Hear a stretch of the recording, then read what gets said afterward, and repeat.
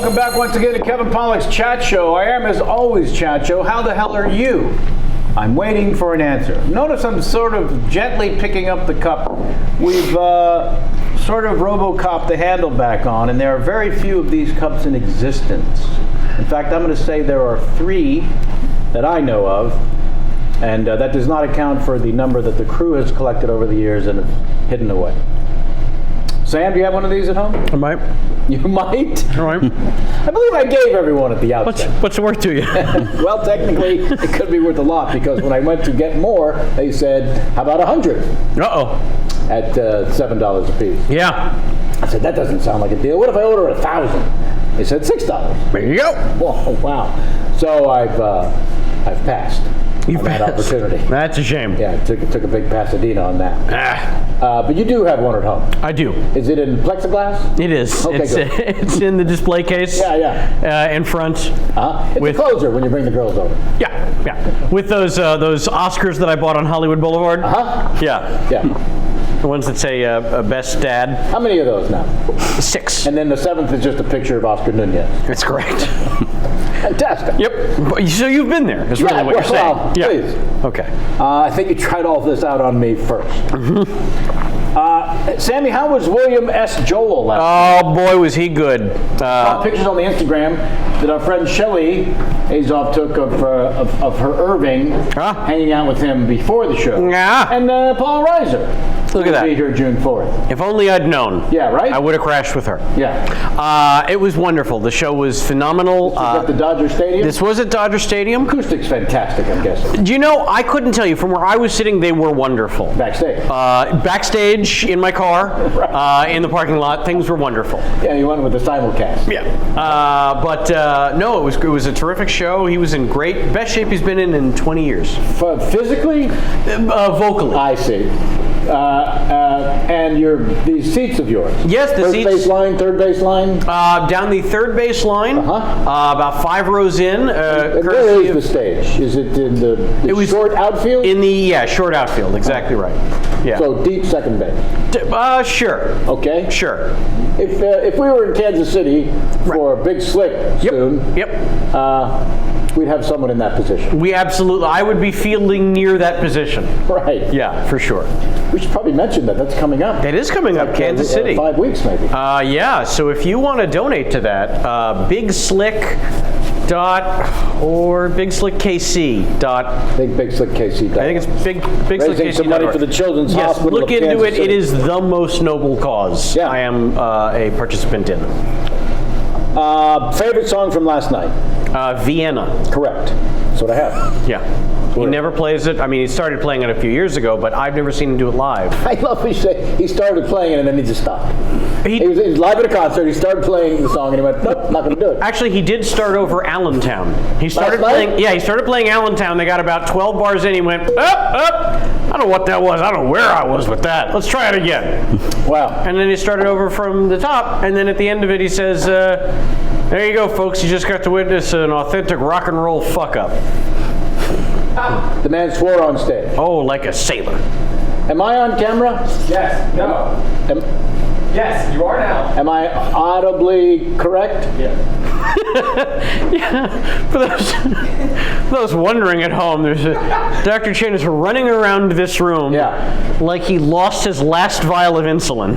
By the way, if you're going for a practical joke while we're live on the chat show, this is the best way. Get Kenny to crawl around on stage and make my sphincter tighten and wonder if, in fact, we're still alive. I don't know what's going on. Is everything okay, Kenny? Yeah, we're just making sure your mic was great, tip top. Okay. Also, setting your people back maybe 70 years with all the mischief. Can't be racist for just a moment, as I point out that we're a little suspicious. KP, I know you. I'm sure you have it on your card there. But while I still have the floor for this brief second, I do have to say, please, Happy Mother's Day, sweet Lynn Levine. I'm glad you could shout that out before I did have it.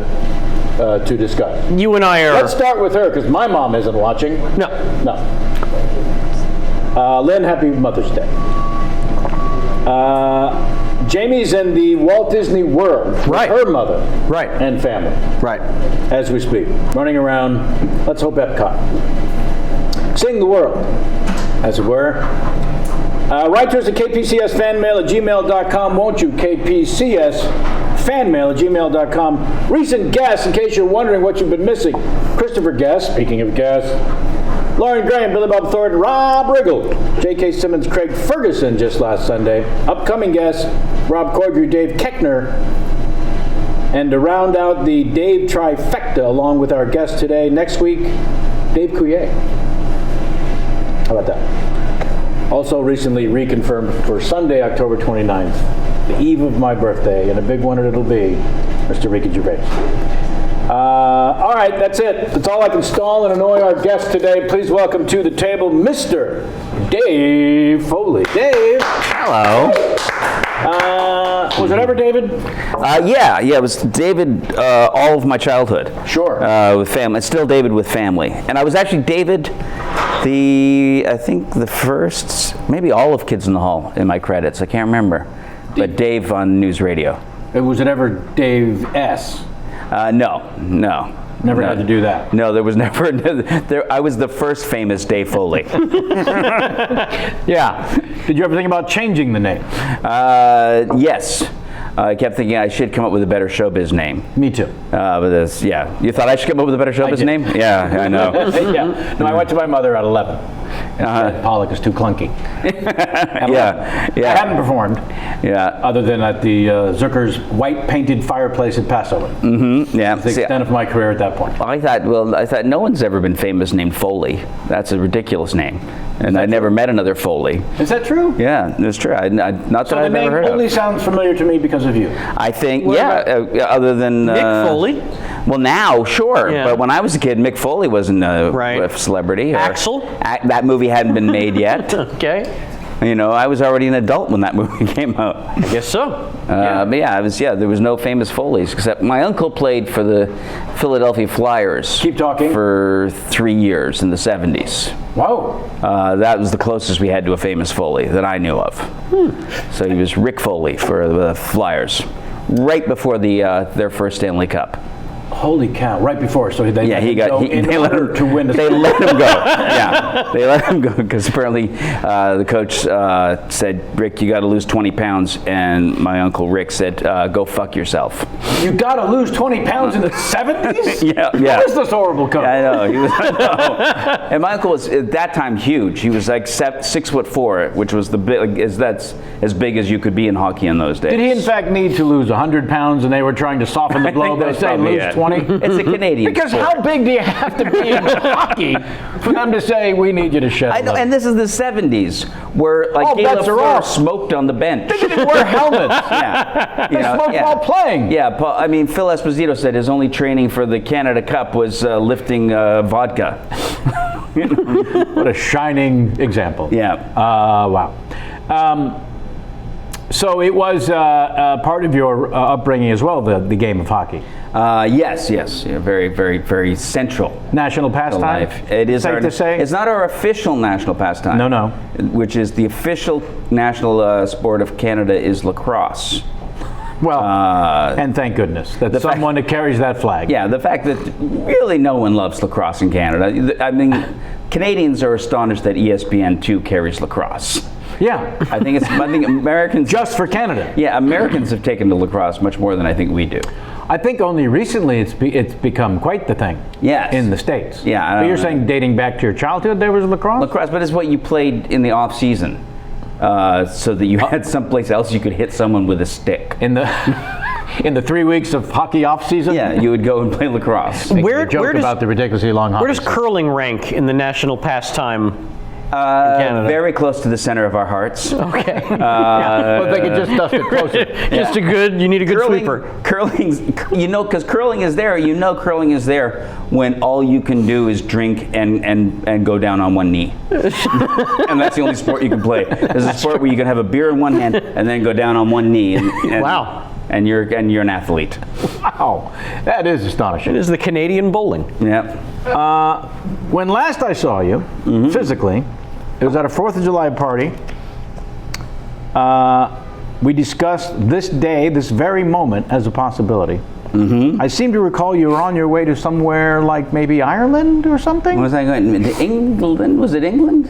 I feel was like it going to was. England. This was last summer. Yeah. Last summer we were just about to go to London. Alrighty.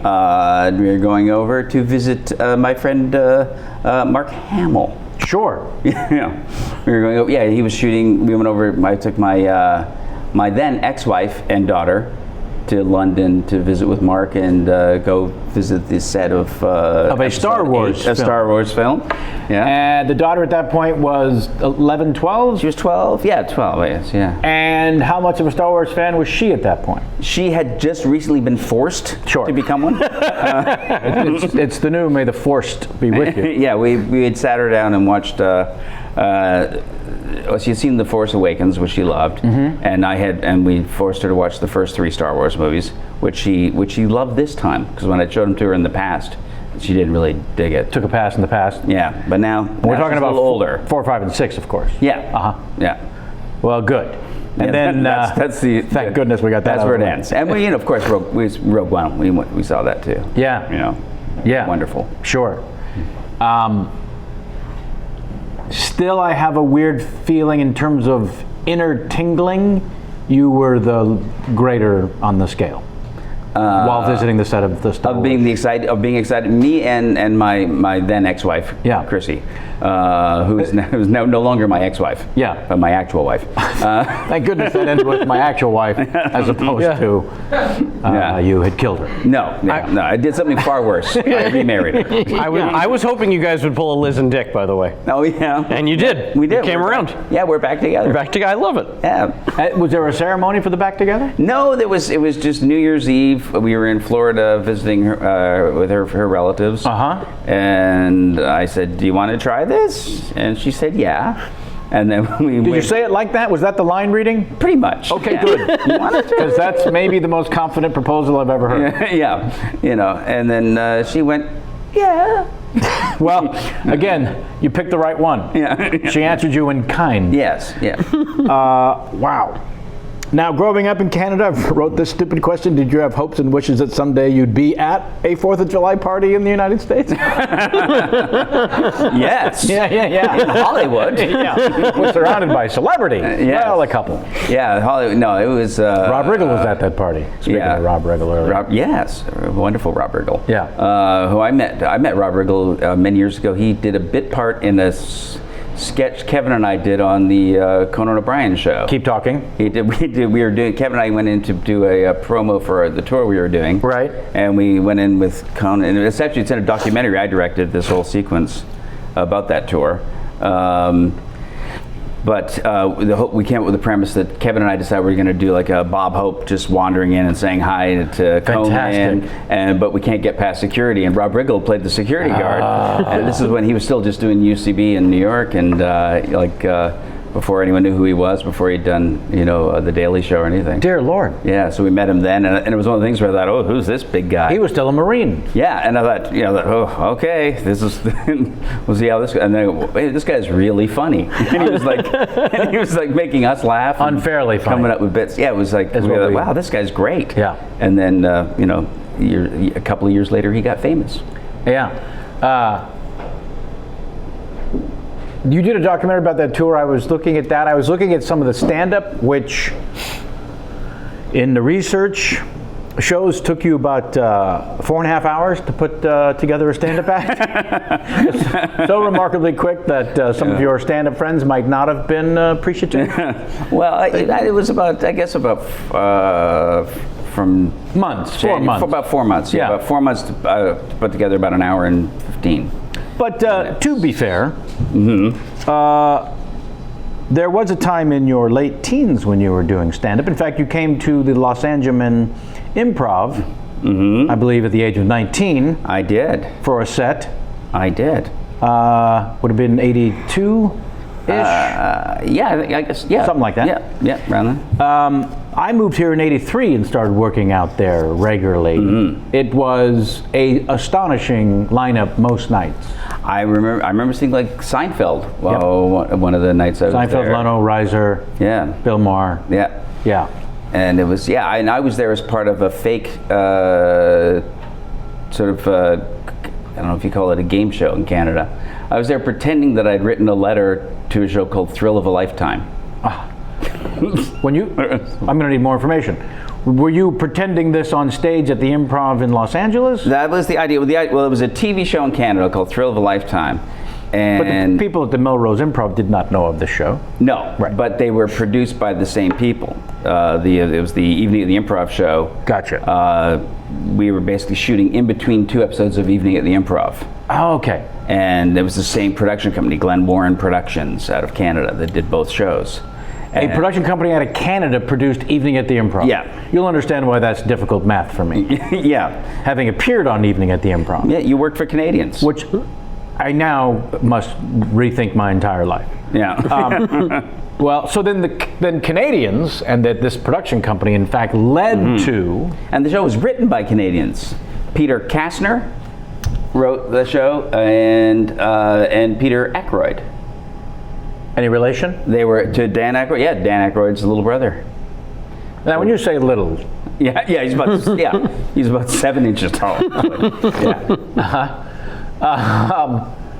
so then please know, as a lifelong Canadian, that you and your people led to the demise of what was called the gold rush of stand-up comedy by contributing to the onslaught of television programming featuring stand-up comedians, Evening Yes. at the Improv being one of The unhealthy glut of comedy. It became an inventory issue. Yes. The same thing that killed vaudeville. Too many comedians on TV or in those days in movies. So the number of venues exploded from a handful. In the States, it went from like 30 to 230. And there were maybe 50 qualified headliners at the time who could do an hour. You see the inventory issue. Yes. 230 venues, 50 qualified. I had no idea that Canadians contributed to this issue. We did. We also contributed a lot of those mediocre comedians. Let's name a few. Let's name a few, because I have a list. So your memory of that night at the Improv, was it swirling in your head what the importance of this venue was? Did it have any? Yeah, it was. Well, for me, it was just it was very strange. I'd already started working with Kevin McDonald and an original Kid in the Hall, Lucha Casimiri. So I was doing that, and I kind of put stand-up aside. But then someone came to one of the producers of the show, said they're looking for an unknown stand-up comic to say his thrill of a lifetime is to perform at the Improv in Los Angeles, and they're holding auditions for it.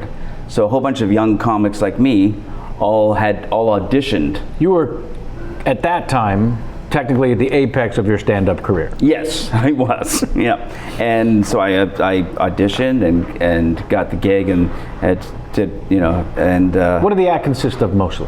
The act, that point, it was the set I did was about my loss of virginity. Sure. Which was still a very fresh memory. At 19? Yes. It was only 2 years old. Alrighty. So it was the loss of virginity, and I had. I'm going to confess to the same number for myself. I was 17. Yeah, and I had another bit that I didn't do, but they had a backup that I could have done, which was at the time a bit about Jesus Christ on the cross.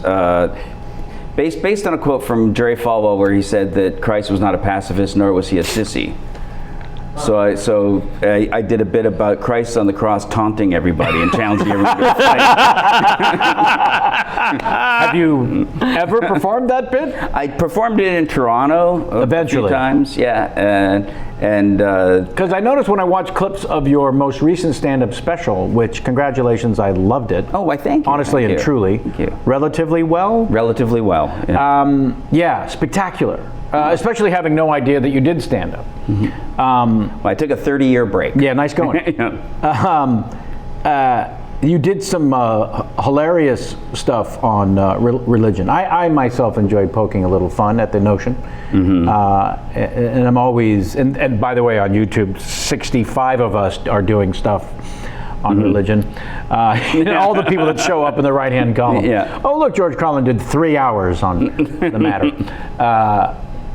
So yeah, I love that, taunting people while nailed to the cross. Yeah, that was one of the first bits I did. Yeah, I enjoyed the recent Easter celebration because it allowed me to bring out all the Easter material. Yeah. All holidays now are about which material can I bring back out. Having been at an actual Easter dinner and the only Hebrew there, I was taunted a little bit. Yeah. And then by an 8-year-old, someone's daughter, who asked me, who I was listening to this ball busting, and then asked me with the innocence of a child, as in no editor, do you think your people killed Christ? Yep. That came out of an 8-year-old. Yeah. And I said, well, at very least, we sold them the lumber. And retail, of course. Yeah. I could miss an opportunity. Yes. Because the crucifixion business was a big trade. Yeah, huge. Yeah, but I was just one guy. I was very quick to point out, no matter what Bible you're reading, this was God's plan. Yeah. The Jews simply did their part, and by the way, you're welcome. Yeah. Otherwise, no chocolate. No chocolate. Yeah, that's exactly that's right. pretty much it. Yeah, I know.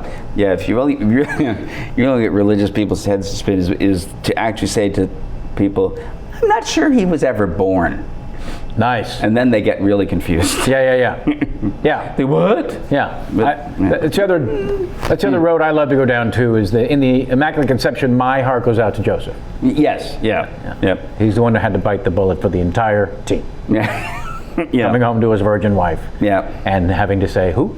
Who got there before me? Yeah. Yes. The Lord. Okay. The Lord. I see. Yeah.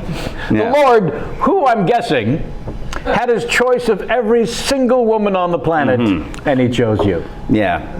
It's not. Getting Jehovah's sloppy seconds. And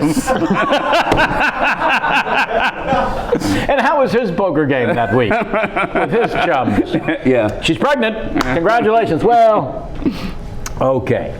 Yeah. Yeah. Jehovah's Sloppy Seconds, also a name I wrestled under in the late 70s.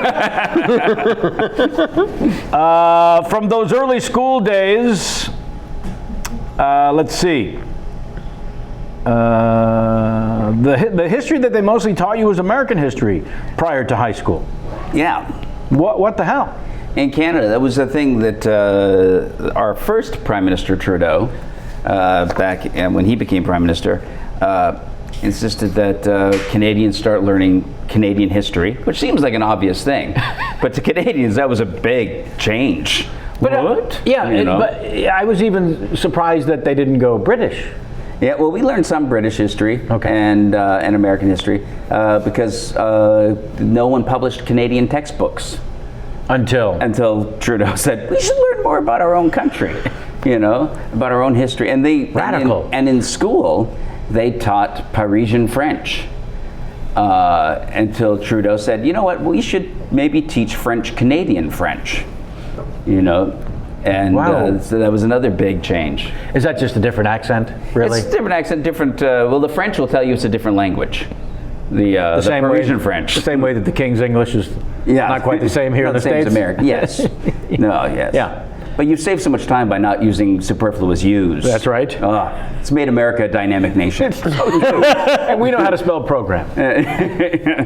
Less letters. Yes. That's really what for us every single time. Yeah. We're starting a new country. You don't have time for all these letters. How do you explain away certain pronunciations like a boot? I've never heard it. Well, you have Canadian ears. I know, that's the thing. Canadians have never heard that accent. They've only been annoyed by Americans who keep insisting. Keep doing it, because and here's the thing. Or South Park, if you watch South Park. Well, I'll tell you, in South Park, I was, Matt and Trey from South Park, originally they asked me to be the Canadian ambassador to the UN in Bigger, Longer, Uncut. Right. And they brought me in to record it, and I couldn't do the Canadian accent. So we were trying to. I said, I can't. I'm not getting it. And they said, no, you're not getting it. And they said, okay, tell you what, why don't you be all the Baldwin brothers instead? Yes. So I said, well, I can't. I don't do a Baldwin brothers impression. They said, we don't care. Yeah, they said, don't worry about it. Just make them all sound like dicks.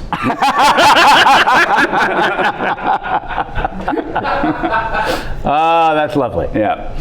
So you couldn't even speak normally and sound Canadian. No, because I guess that specific accent is, I don't know. Well, it's an exaggeration. Maybe and I think it's more of like a rural accent that people have heard. So maybe they've heard it more from like people like Wayne Gretzky, I've heard news anchors, Canadian news anchors use it. Yeah, see, but then again, one of our most famous news anchors here rolled his L's. Tom Brokaw would say guerrilla rebels in Guatemala. Yes. And he was the most famous. And you also had Peter Jennings, the great Canadian newscaster. Who said a boot. Yeah. But here's the thing. Here's what I heard in my readings about my brain science and things, is that apparently if you don't hear certain phonemes as a child, you'll never be able to hear them. Interesting. So the aboot that Americans hear is what Americans hear, but it isn't necessarily what we say. There must be a phoneme that we hear as one sound, but Americans hear it as a different sound. That's why like people maintain accents even when they're fluent in a language. Right. Because you replace phonemes with similar phonemes that you can hear, because you'll never hear the ones from that actual language. I love that brain science. I also love it as a pure Canadian justification. Yeah. Yes. Yeah. How about we're all saying the correct way about, and the Canadians can't hear that? Oh, it should sound like that. I would be careful with the word correct. Yeah. By the way. Yeah. Not an American. That's how Americans. Common for sure. Common In for America. in America. Yeah. Thank you for representing every single American. Yeah. You're welcome. Because it may be a bit of our Scottish, because the Scottish have the aboot. Yes, they do. Yeah, so maybe our Scottish heritage that is somewhat inflected in our dialect. We've only got 17 more minutes on the topic. Please stay with us. Looking back on the quote-unquote hippie high school, to use your words, that you dropped out of, do you recall it offering a unique form of boredom?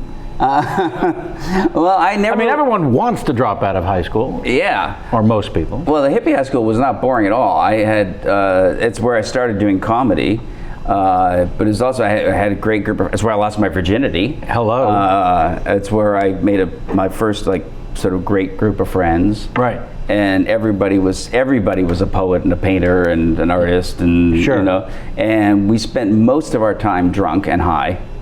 We had a common room that we would go and sit and listen to Pink Floyd's was it metal music, and drink red wine and talk about politics, and it was a great time. We had, as 17-year-olds. As 17-year-olds, yeah. And I think we probably had parties most nights of the week at somebody's house in a basement, where we'd wind up late in the night dancing to old Kinks. Had all the parents been removed? Was this like the original version of Leftovers? We were all kids with parents who just were either upstairs or somewhere else. Yeah. That nobody, my parents, my mother used to go to the liquor store for me. For parties. I'd say, Ma, Was it one of those we'd rather you drink in our house? No, I'd go to other people's houses. Oh, She'd pick it up. Yeah. She'd pick up a quart of gin for me to take to the party. Sure. And did it seem like Christmas to you the first couple times that happened? Or did you? It's just, I guess it was just a kind of there was just a kind of upbringing that wasn't that unusual in Canada. Wow. Because the legal drinking age, though, is, I know it's 19 or 18 in some of the... It's 19 now. It's 19 now, but I think probably then it might have been 18. The only reason I know it's 19 is because a 19-year-old Uma Thurman celebrated her 19th birthday drinking in Canada in the company of our guest. And it's a very, now, to me, spectacularly famous story from your stand-up act. And I would just encourage folks to go to the internet immediately to watch the story, because I will not even attempt. But holy shit. Yeah, it's one of the biggest regrets of my life. Stop qualifying it. Yeah, it is the biggest. Thank you. Yeah, I don't know. let's talk about second place, because I don't even know how you get close to that. Yeah. The idea that, and probably Uma doesn't even remember the night. Well, that's the other thing that I loved about the bit, that towards the end of it, maybe as a tag or something, you were adding on, there's no way she's anywhere in the world telling the story right now saying, I regret having not slept with Dave Foley. Yeah. But yeah, that was... I had the opportunity, Uma would have said, in this fictitious world. Yeah. And and then she got stuck with that loser Ethan Hawke. Right. All those years. Yeah. In fact, I think you prefaced it in the bit. Yeah. That she's somewhere right now with Ethan Hawke saying, honey, just give me a moment. Just thinking about Dave. I have a regret. Yeah. On my 19th birthday. Yeah. Because... what was the reason again that she was hanging out? She was there shooting a movie. And she loved Kids in Hall. And she was a Kids in Hall fan. She'd seen our 1 hour HBO special. And we were shooting, and it was Kerry Woods was her agent and our agent. Oh, wow. And he brought her around. And it was, she was just, we were just hanging, we all, as a troupe, we took Uma out for her 19th birthday. Yeah, you did. And it sort of dwindled down to just me and Uma in a after hours bar. I'm picturing Kerry Woods with a giant pimp hat. That night. Yeah, I think his expression was more this. Yes. Now, when you were doing a little bit of stand-up at 17, were there comedians on TV that inspired you? How did you? Were there comedy records? Oh, I grew up loving comedy, and first of all, settle down. Who were the inspirations we're talking about? Well, I was for me, it was people like George Carlin and Richard Pryor, and but also Bob Newhart, sure, Shelley Berman, that's right, Lenny Bruce, Jonathan Winters. I listened to all that stuff. The Smothers Brothers. Did someone turn you on to someone like Lenny Bruce? Because at that point, I had heard about Lenny Bruce, and then you'd have to go searching. Yeah, I had heard about Lenny Bruce and wanted to know more about it. I'd seen the Bob Fosse movie with Dustin Hoffman playing Lenny. Yeah. And heard the stories about it, and so went out. Which most people will tell you is a horrible version of Lenny Bruce. It is terrible. Yeah, it is terrible. He was not the right person. No, wonderful performance, but I don't know who that is. Yeah, and it was. So I went out and went out to libraries and places and found as many of the old records as I could. Because you had seen the movie? Just because I'd read about them and heard about them from other people. Right. And I knew there was some crossover with Frank Zappa and Zappa was a great influence to me. Yeah, Zappa was a huge influence on me as a kid. The most subversive. That was my first exposure to satire, I think. Yeah. Was Frank Zappa. I think hearing the song "Brown Shoes Don't Make It" changed my life. Yeah, right? Yeah. Once you heard, Frank Zappa derisively say, TV dinner by the pool, I'm so glad I finished school. Yeah. You go, oh, wait. Yeah. That's not really a goal that sounds so good. Yeah. I need to drill down. Yeah. Yes. I went from first Samuel Clemens, who I think Craig Ferguson and I were last week insisting he was the first touring stand-up comedian. Yep, I would agree with that. Yeah. But social satire and yeah. And then right to Frank Zappa for me. Yeah. But there was smoking pot every single day at 14. Yeah. That was the bridge between those two. Yeah, so I remember, it was just hearing, my older brother had the Freak Out album. Oh, man. And I remember just listening to that nonstop as a kid. Nonstop. And then Mother I recently found it again. And Absolutely Free. Yeah. Yeah, and those albums were just, they were just life-altering. We're giving you homework out there. Yeah. We have a portion of the segment of the show called Famous Questions. I keep asking for some sort of graphic to be built. J-Mac, get on that. Did J-Mac leave? Mm-hmm. Is he in lockdown? And by the way, right after Famous Questions, brace yourself, give you a little heads up. All right. I'm going to need you to explain in 2,000 words or less why Green Acres was, in your words, one of the most tightly and imaginatively written shows ever done on television. Okay. First famous question comes from Jay Kogan. All right. Jay, famous, of course, from the Q right before getting on Star Tours. Yes. Yeah. No, soaring. He's soaring. Soaring. Yeah. Which we just saw yesterday. Really? I just took family to Disneyland yesterday. Oh, that'll be the follow-up question after we talk about Green Acres. 4 questions from Jay. What's the best beer for kids? I gotta say probably, because out of respect for the kids, Buckler or Klausthaler amber dry hopped non-alcoholic beers. Perfect. I got with PBR. Yeah. Wow. I go with the non-alcoholic. You're thinking kids as in kids in the hall. No, I was thinking like if you were going to Children? give a beer to a child. Yeah. My first was a Molson Export. Sure. When I was 12. Uh-huh. Yeah. What's the best Kids in the Hall sketch that Dave thought might have been horrible? There was a sketch called Sausages. Sure. That I hated when we were making it. Because? Because Bruce was making it. And it was huge. It was taking forever. I thought it was pretentious, and it took up like 2 days of shooting, which for us was just mammoth. What aspect of it was pretentious? It was just very, there were no jokes in it, and it was very trying for like a sort of not even European, but Eastern European feel. It was more, this is clever. Yeah, and at the time I just hated it, and now when I watch it, I think it's really good. Right. But most of the stuff that at the time I hated, I now like. Sure. That is to be expected. Yeah, but we always had an attitude that every episode, the best Kids in the Hall shows have something that everyone in the troupe hates. Yes, in it. has to. Yeah. Well, also let's factor in how allegedly competitive and disagreeable the fellas might have been at various times in their group life. Yes, the vicious group. But a tremendous amount of support for each other while you were in the zone, as it were.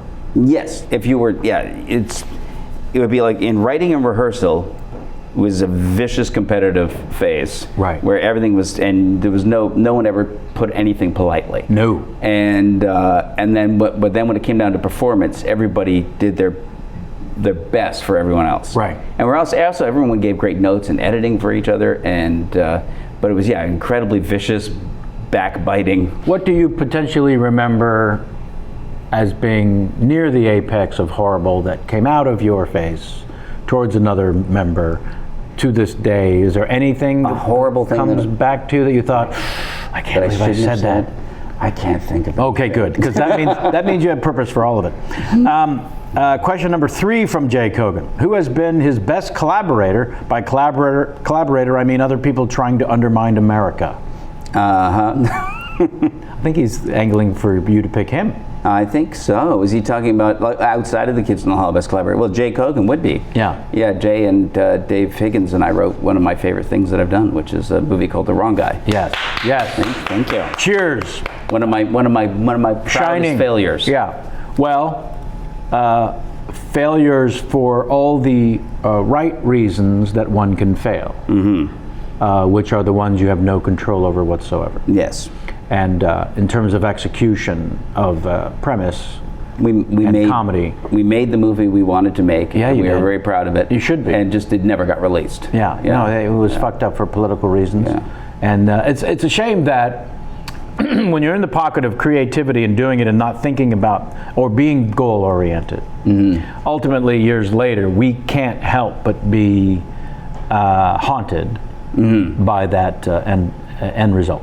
Yeah. Oh, yeah. Because you could go, maybe I would have had a film career. Yes. Then there's that. If two things: if that movie had been released, and if the Kids in the Hall had cut Cancer Boy from Brain Candy. Yes. 2 huge mistakes. Yeah. But a very important lesson for everyone involved. Yeah. Which we will also get to. Yeah. Someone keep track of all the things we will in fact get to. Cancer Boy, is on the list. My marrow is low. And finally, question number 4 from Jay Kogan. What did you miss about living in the Hollywood Hills that brought you back? I guess it was probably the parties full of naked people in the pool. But so far, my daughter won't allow that. I see. Yeah, my daughter. Yeah, Good for her, I say. Yeah, we used to have great parties in the hills years ago, and the pool was always warm and full of naked people. Were you ever in the pool naked?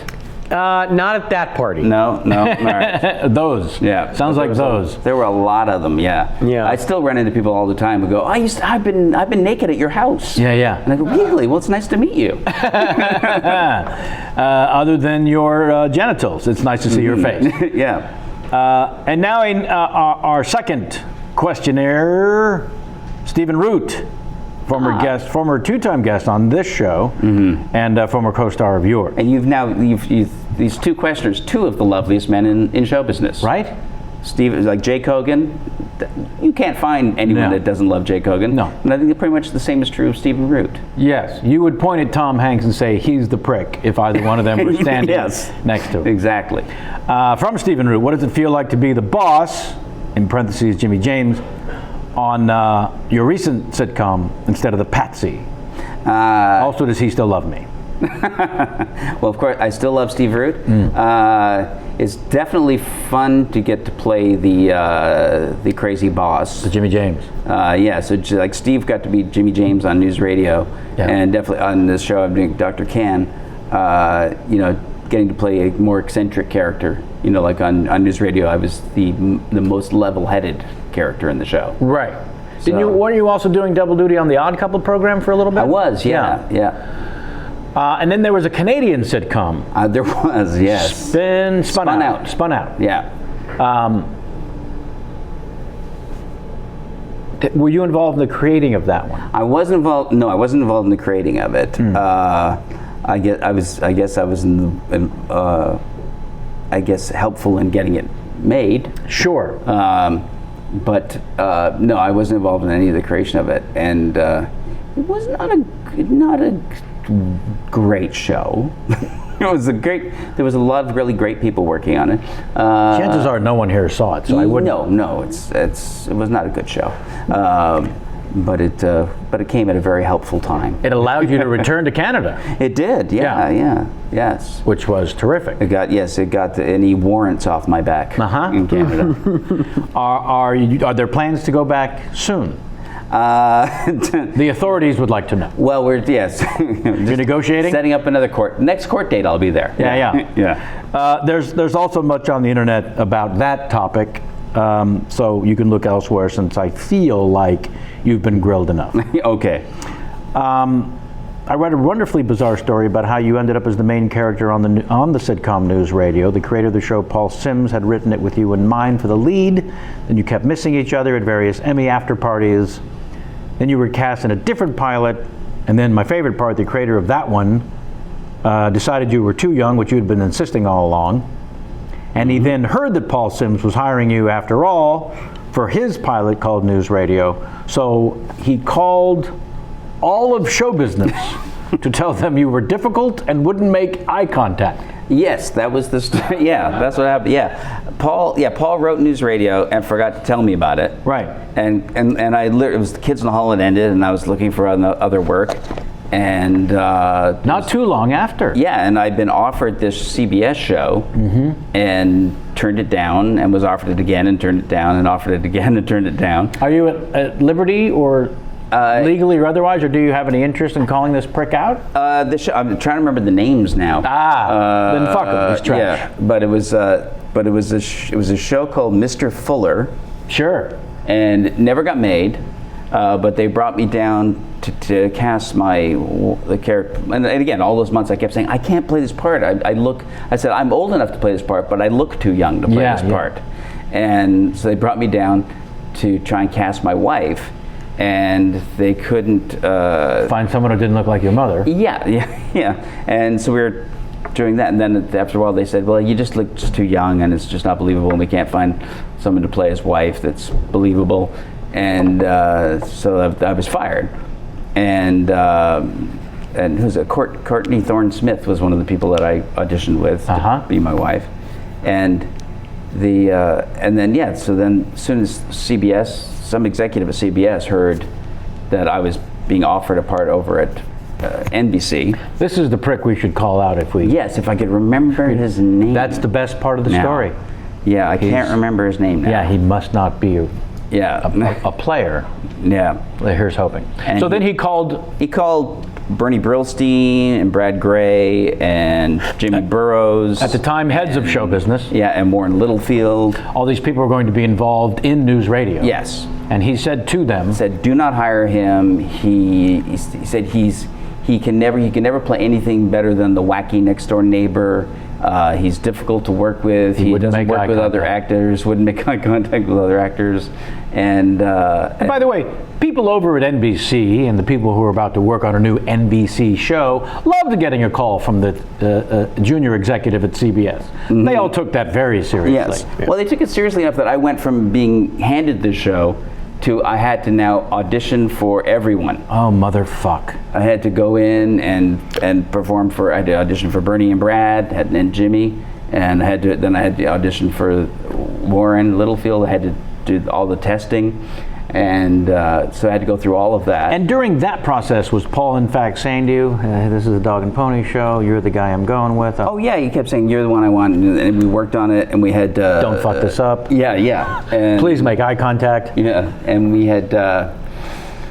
and he brought me in, and we worked on the scenes over and over again, and Right. And he got me ready to get the part. Yes. I found the name of that junior executive, Leslie Moonves. I don't, never heard of him. Yeah, he never went anywhere. Never went anywhere after that. What year would that have been? This was 95? 95. Les was 94, running Warner 95. Brothers Television at that point. Yeah, I was a bit. I only know because it was the moment in time that I was given an office at Warner Brothers by Leslie to create a show. Mm-hmm. And I remember visiting Courtney Cox on the set of Friends, because she and I had done a movie together. And that show, of course, was recently wildly famous. Mm-hmm. And Matthew Perry came up to me and said, what are you doing here? I'm a huge fan of A Few Good Men and whatever else. I said, I have an office here to create a TV show. And he said, why would you want to do a TV show? Everybody on this show already wants to just do movies. Yeah. And I said, you are welcome to show business. Let's talk in 20 years. Yeah.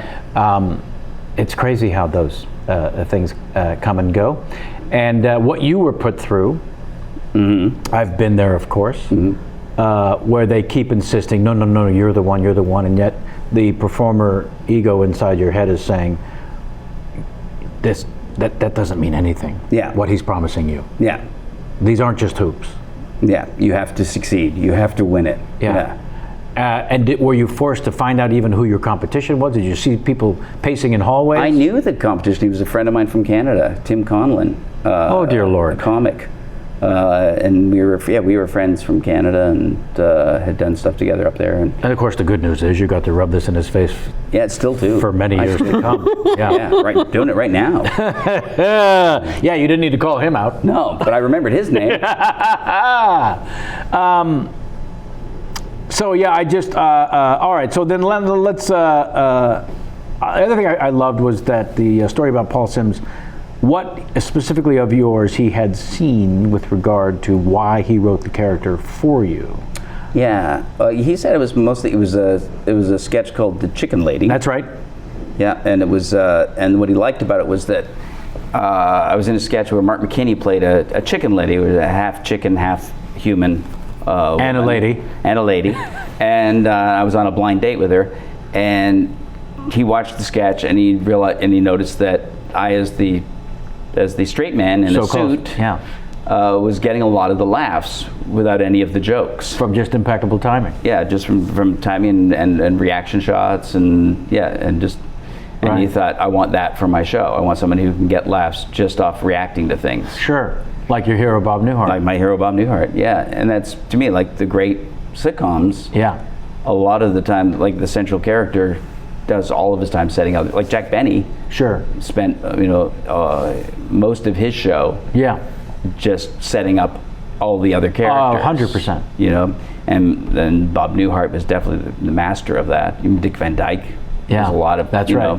surrounded by good people. Right. Or crazy. Yeah, yeah. Antics. Yeah, and so that's, to me, when he said that's what he saw and liked, and that was one of the things I loved doing on Kids in the Hall. Sure. I thought this is going to be a great fit.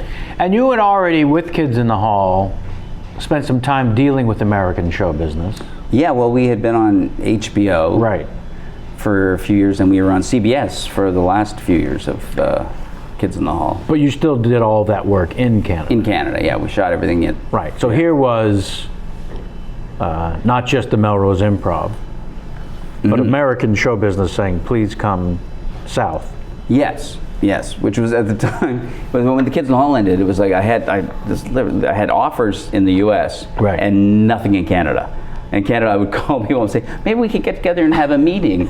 And they would say, well, why don't you send us some stuff? No. Well, I said, I've been on television for, and it was like, I think I remember calling one company and they said, well, we've got some 1 hour shows, maybe we could reconfigure something. Was that just an inability to appreciate their own? Because Canada's not good at appreciating its own. Right. That's why there's 1 million Canadians in Los Angeles. Right. And Yeah. the Brits have this hidden self-loathing thing as well. Yeah. In Canada, there's that. Don't be proud. Yeah, Don't and- ever be proud of anything you've done. Yes. That's an American trait. Yes. We don't do that. And in Canada, when you've had a success, then you've had your turn. And dear. Wow. yeah. And that's kind of the attitude in Canada. You've had your turn. Yeah. The password is longevity. Yeah. They won't have it. No. Because I'm going to say and insist that, here we go.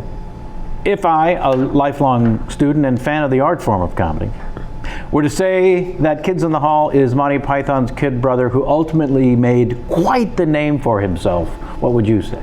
I would take that as a high compliment. Because I was trying to figure out, other than Monty Python, I mean, I grew up with Firesign Theater a little bit, but they never really gained the momentum that the small group of fans thought they should. Other than Monty Python, I was trying to decide, SCTV, of course, was ginormous in this country, but they weren't a traveling gang that stayed together or necessarily had reunions and sold out theaters doing so. So, yeah. Yeah, there's not a lot of history of groups like ours. Right. Python kind of is the only other one I can think of, really. Yeah. That's what the history books insisted. Yeah, that it was a band of in both cases 5. I guess in Python was really 6 guys. Right. Has enough time passed that you go back and when you do tour Canada as well as a group? We do. Well, we every once in a while we kind of officially split up for 5 years in the 90s. But then in 2000 we get back together, and since 2000 we've been doing tours every 3 to 5 years. It seems like we'll get anxious to see each other and put together a tour and go out on the road for a while. But I've seen them. We met, I think, backstage the first time at one of those shows in America. I'm just wondering, did enough time go by for Canada to say, "Oh, please come back"? I think now in Canada we are a rarity now, in that I think we are an institution in Canada now. Because I'm insisting that you've been an institution here for forever. Yeah, and people kind of assumed that would have happened in Canada first. But it didn't. No, I think we had that respect because of the respect we had in the U.S. Yeah. The same thing was true of SCTV. SCTV was popular in Canada, but was respected when it became popular in the U.S. Oh yeah. When they were sold to a U.S. network, then everyone in Canada became proud. Yes. Just like Da Vinci's Inquest. Yes, exactly. Thank you for bringing that home. Yeah. Or Rookie Blue.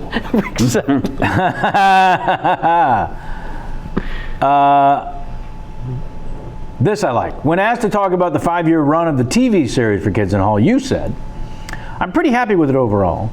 First season was a little shaky, didn't look so good because we didn't have much money for it. Season 3 was real good. Also, when the show became a big hit in Toronto on the club scene and was a popular thing to see, that was exciting." So I was a little confused by the last part, or curious. Yeah, it's out of order, but Well, a big hit on the club scene. So the club scene, to me, I just picture everyone dancing at a dance club.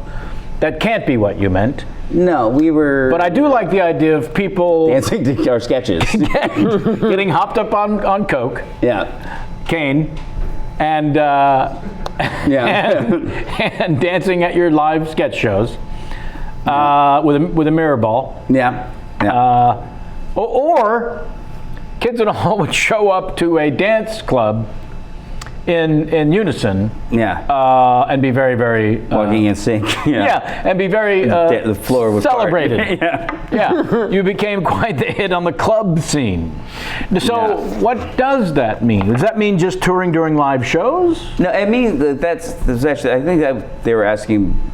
I'm not sure what that question was, but it was that moments that were exciting. Yes. When we did a show out of a club on Queen Street in Toronto for 4 years. Okay. Called the Rivoli, and it was like a sort of a punk rock, art rock bar. on You were Queen the first Street. comedy ever done there. First comedy ever done on Queen Street. Yeah, and When that became a bit of a thing. It became a hit. It Right. became a hit thing. Because people always say, "Oh, are you excited about this?" And usually, you never get a chance to be excited in show business because everything takes so long. Takes so long, and also it's all about the next thing. Yeah, and by the time you get to something, you're not excited. You're going, "No, I worked really hard to get this." That's right. Now I got to keep working to make sure it doesn't fail. Yeah. See, there's no chance for excitement. But when we were doing the club shows, there was a point where we went from playing to empty houses every week to suddenly the place was packed, and then suddenly there were lineups going around the block.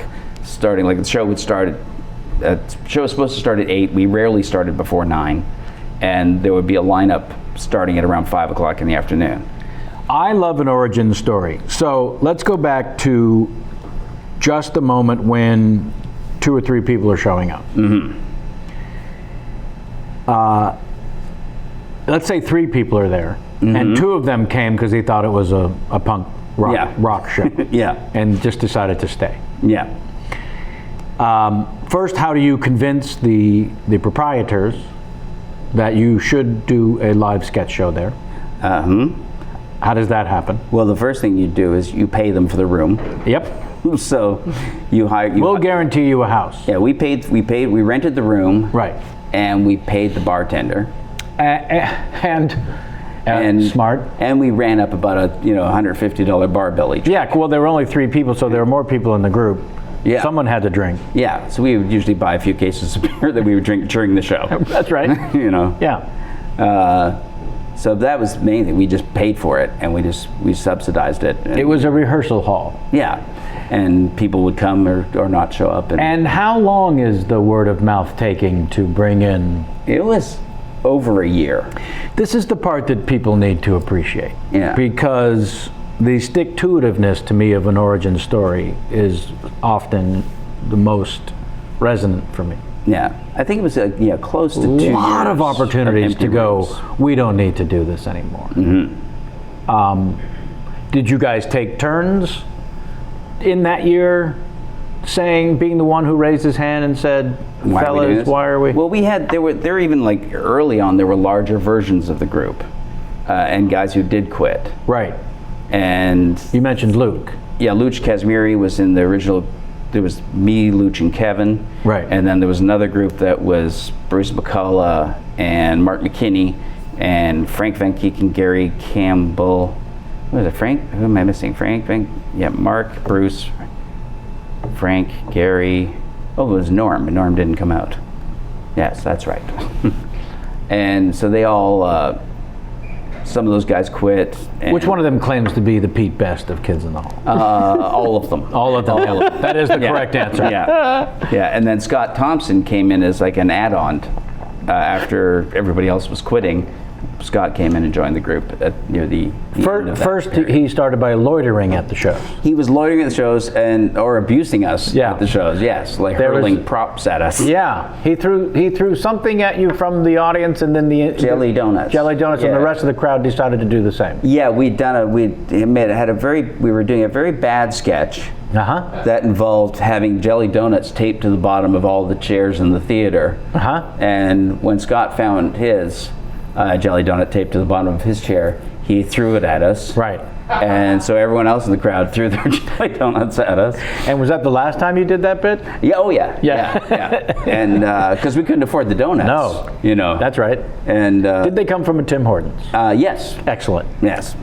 Where else? I mean, Great. really. The legend of Tim Horton. Yeah. So it is one of the strange things that other people have probably talked about and written stand-up routines about. The number of donut places in Los Angeles, land of gluten-free, and if nothing else, diets and exercise. But not many chains. You know, it took a while for Dunkin' to finally Yeah. get here. Yum Yum is one, and I think Winchell's, where I grew up in Northern California, was a chain, but I don't know that that's a chain anymore. But Tim Hortons, I don't know if Americans can fathom the success of this chain of donuts. It's a cultural institution. If you had to guess the number of Tim Hortons at present in the world? in the country, of Canada? of Canada, I would have no idea. if I were to say It's gotta be 37,000, 37,000? 420, would that surprise you? That would astonish me because that's like one each.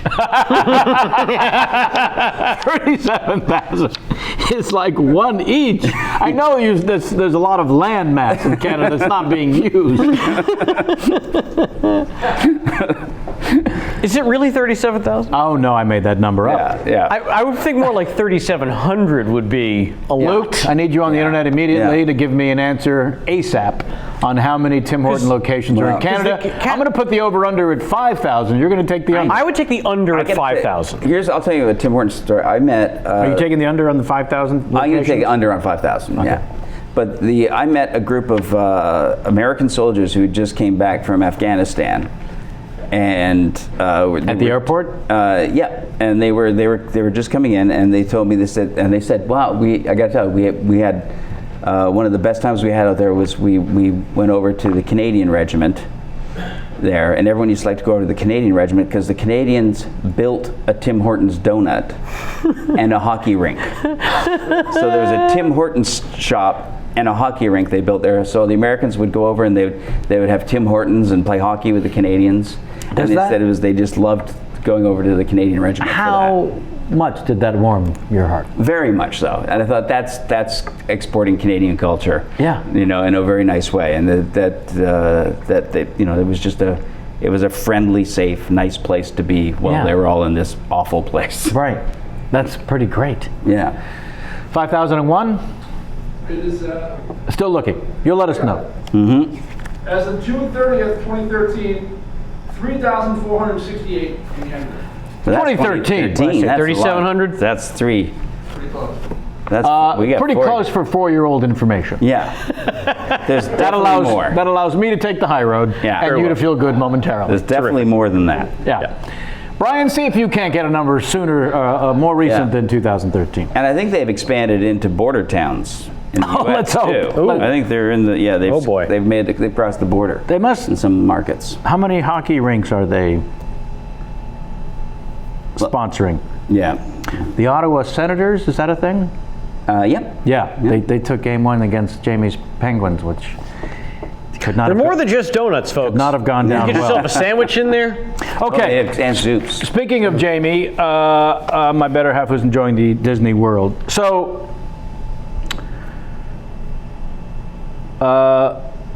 we need to know more information about your sweet, sweet hookup with going to Disneyland. So yesterday when you went, what sort of, I can call the celebrity desk and get parking at the Grand Californian, but I'm sensing there's a little bit more action coming your way, having been in the family and having a section of used to be California. Yeah, still California Adventure. I think they're I think that's transitioning. Are they going to change that? Yeah. Oh, I don't know. Right now, I guess it's still California Adventure. Yeah. And so you have a section Yeah. that you did the ribbon cutting. Yes, a mini theme park based on the movie A Bug's Life. Yeah. Which is odd because it is the most forgotten of all the Pixar movies. A Bug's Life. It's like astonishing that like when even in Pixar ads for upcoming Pixar films, they go through and they'll skip A Bug's Life and go on to the other one. It's like the most and they used to Not too fans of it. No, but I know up at Pixar Studios, Right. They for a couple of years they did Bug's Life Appreciation Day. Oh my God. Up at the studio because it's such a forgotten movie. That's not right. And I remember John Ratzenberger and I flew up to hang out with the animators, Right. and just like spend a day with all the animators that worked on A Bug's Life. Love you guys. And drink scotch with them all. And Nice. Yeah, and it was very nice. But yeah, so they opened up Bug's Land. Right. In California Adventure. Right. Because John Lasseter decided that there was no place for small kids Sure. in California Adventure. There was nothing for them to go on, no place for them to be. And so he built this park and wanted to get the cast to do their voices for different rides. Yeah. And so I thought, oh, God, great, that's exciting. And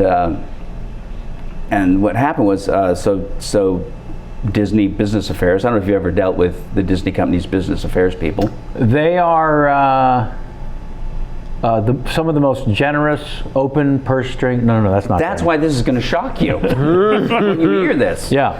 They had, like, 'cause I've been doing stuff for them. I'd done stuff for the Disney World, their wild animal park down there. I'd done stuff for that, and done sessions for other stuff for them. And had a regular session fee that they always paid me. Sure. And so this, for opening the park in California, they offered me like less than a fifth of my normal rate to record voices for the theme park. And I said to my agents, I said, that's kind of insulting. Yeah. To say the very least. And I said, well, and so I said, well, tell you what, tell them I'll do it for free, but I just want to be able to come to the park whenever I want. Which in my head, I thought, that doesn't cost them anything. Right. It's not like somebody else isn't going to get in because I'm there. That's right. And it's not, and the guides, they give me a guide, it's not like they're, they don't have to pay it. Right. I know they don't pay the guides what they charge for it. Right. So I figure for them, it's basically free. Sure. And I said, so just tell them I'll do the sessions for free, and I just want to be able to bring my family to the park. And have a guide. At the time, I thought it'll be really sad if I'm too, if at some point I'm too broke to take my kids to see Flick at the park. Excellent point. And heads up ball. Yeah, so that's what I thought. And so we said that to Disney, and Disney Business Affairs came back with no. Wow. And I said, really? They turned down free?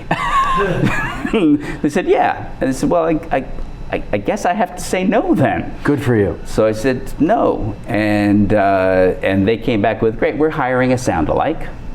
And so they hired a sound-alike, and oh my God. And so then John Lasseter came down and was touring the park ahead of the opening, and he walked by the Flick ride and heard the sound-alike and went, who the hell is that? That's not Dave.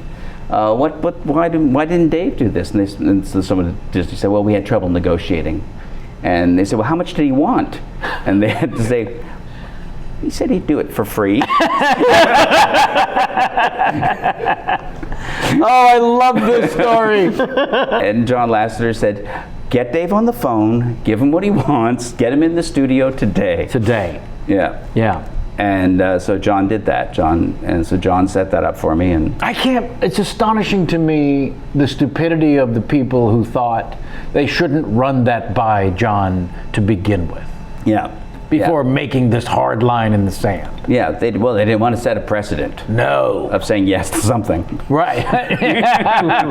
Business Affairs can never do that. Yeah, and apparently I'm very hard to imitate. Yeah. I don't know, you as a trained and skilled impressionist, I don't know, but apparently I'm not, it's not a voice, there's not enough quality to it for someone to imitate it. It doesn't register. Yeah. You know when it's not me. That's right. You don't enjoy when it is me. No. But you know when it's not me. There's no calling for it. Yeah. Other than replacing it. Yes.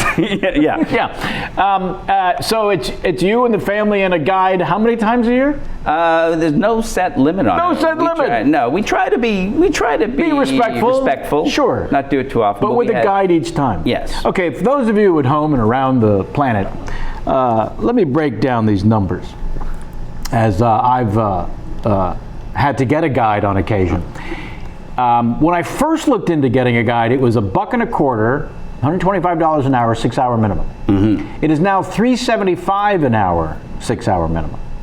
Mm-hmm. We're doing it a lot less often. Yeah. You can bring up to 10 people. Yeah. So if you could cost average it and hit up all your family and friends, then it wouldn't be so bad. Yeah. So now we schnorr, as the Jews call it. We are hangers on to a couple of friends who have those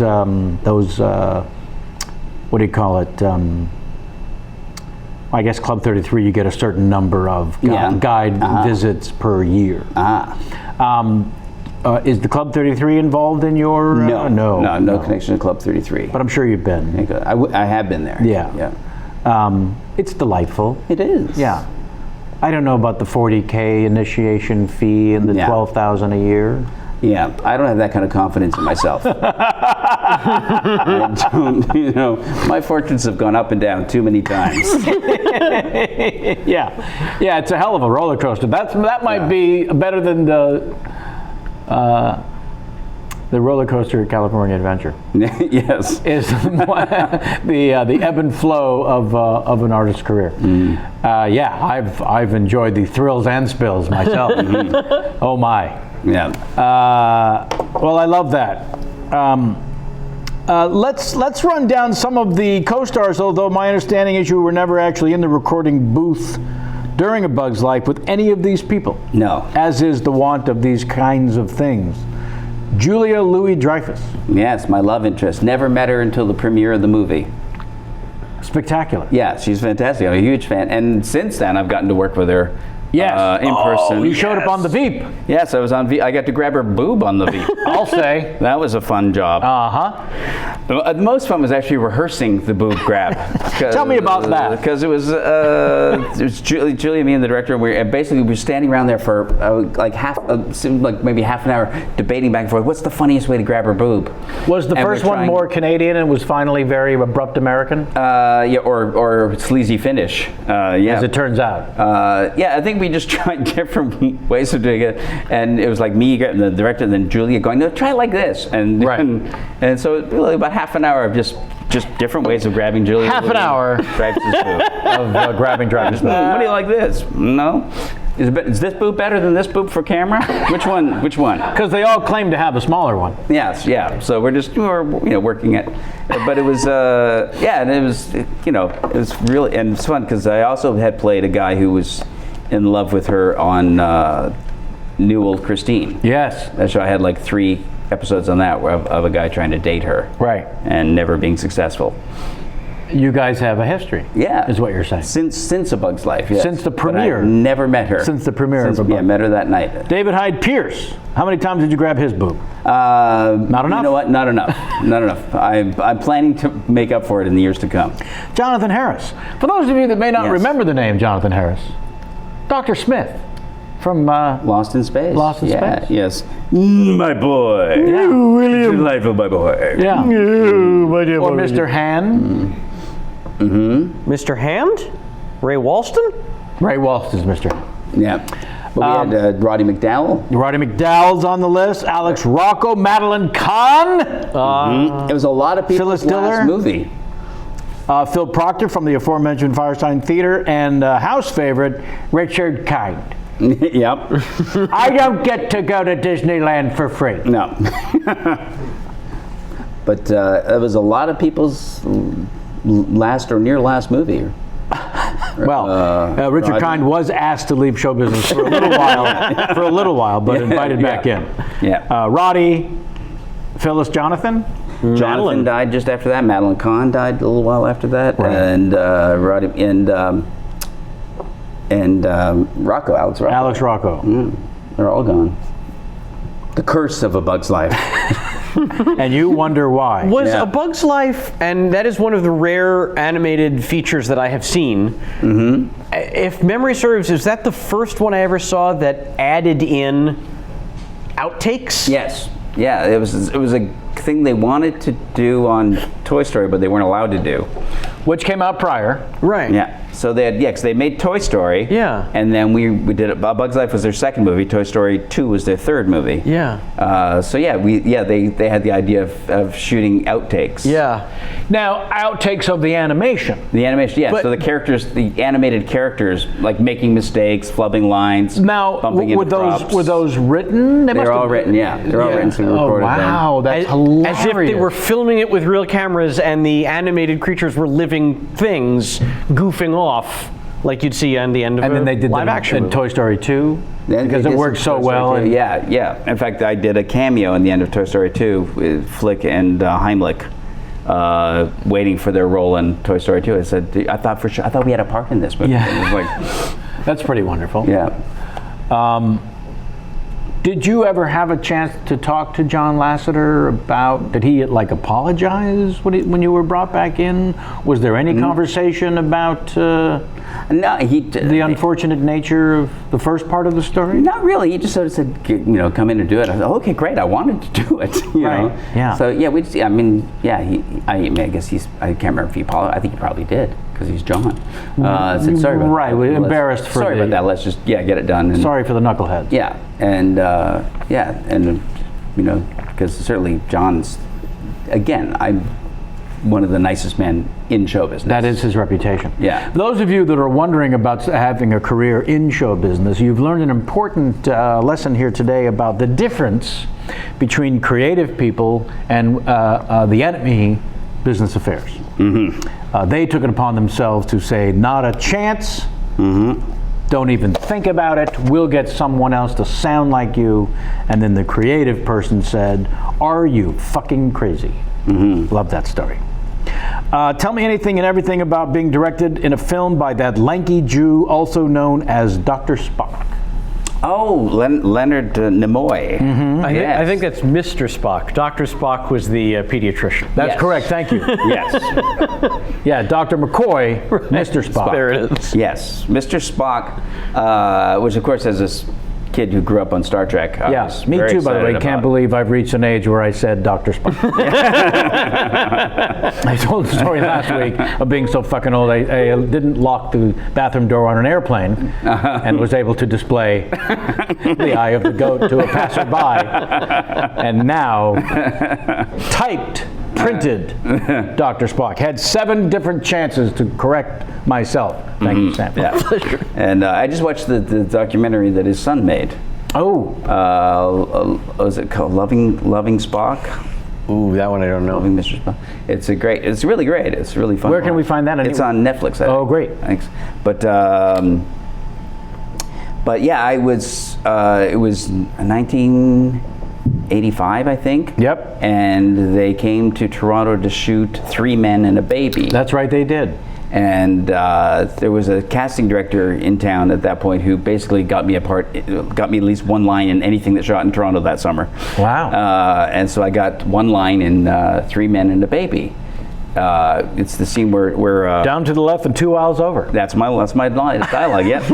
And that's when Tom Selleck goes to the pharmacy to get diapers for the baby who is covered in shit in their apartment, and so he's in a big hurry. And so I thought, wouldn't it be a fun tension if I delivered the line slowly and made him, and so that it would drag it out till he got to the end of the aisle. Is And funnier. Is funnier. However, that's not how I. the lanky Jew came over and his direction was, Faster, David. and hopefully you said, thank you, Dr. Spock. Yeah. So that was the only thing that Leonard Nimoy said to me was, faster, David. Well, always faster, funnier, but you had an idea for a gag. Yeah, I thought drag it out to the tension of him like an elastic band until he gets to the end of the aisle and then give him the direction. Yeah, where are they? said the pharmacist. They're down to the end of the aisle. Is that and right? to the right. That's why I wanted to do it. Yeah. As he got to the end of the aisle. And There's the funny. Yeah. But, Leonard Nimoy. yep. Did Yes. you also play the ghost behind the curtain? That was seasonal, yeah. That was also the only time my mother was ever excited that I was in show business. Aren't those moments hilarious? Yeah, Which 'cause- ones they choose to? Now you're in real show. You're with Tom Selleck. and it was Selleck. Yeah, Tom Selleck. And I guess he was unbelievably nice. Yes. Like incredibly generous and warm and kind to everyone on set. And there were like all these women outside roped off that were all waiting to meet him, and he went out and said hello to everybody. Oh, you wow. know, he was. Yeah, I couldn't say enough nice things about Tom Selleck. That is also his reputation. Yeah. Everybody's mom loves Tom Selleck. Yeah, my mom was so excited. I was working with Magnum. Happy Mum's Day, not just Happy Mother's Day. Yeah. Let's not forget the Canadian Mother's Day. and British mothers. Although my mother's dead, so fuck her.